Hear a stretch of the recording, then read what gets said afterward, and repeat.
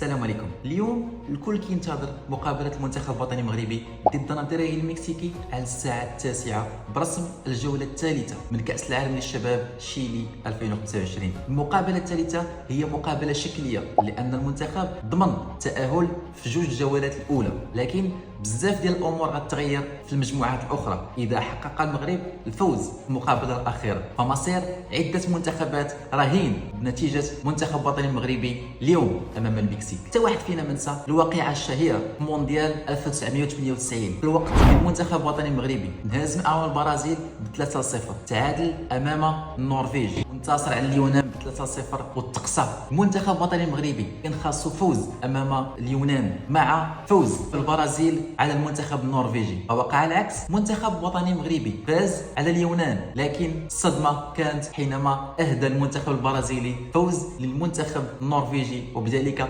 اقصاء المنتخب الوطني المغربي اقصاء مر ما عمرو تنسى المغاربه. اليوم الزمن يعيد نفسه، فتاهل المنتخب البرازيلي رهين بفوز المنتخب الوطني المغربي امام المكسيك، وكذلك تاهل المنتخب الاسباني والمنتخب المصري رهين بفوز المنتخب الوطني المغربي. المنتخب المصري استطاع الفوز في الجوله الاخيره امام الشيلي 2-1 اخر انفاس اللقاء. المغرب تعتبر المنتخب العربي والافريقي الوحيد اللي استطاع الفوز بجوج مقابلات الاولى تصدر المجموعه والتاهل. السؤال اليوم هو واش المنتخب الوطني المغربي يستطيع الفوز في مقابله اليوم على المكسيك وبذلك اقصاء البرازيل واسبانيا، ام ان المنتخب الوطني المغربي غيخوض المقابله ديالو بدون مركب ضغط؟ النتيجه تقدر تكون تعادل، وفي حاله خساره المنتخب الوطني المغربي اليوم فهذا كيعني تاهل المكسيك وبذلك اقصاء البرازيل واسبانيا. غينتقم البرازيل 1998. ما تنساوش مقابله اليوم على الساعه 9، موعدنا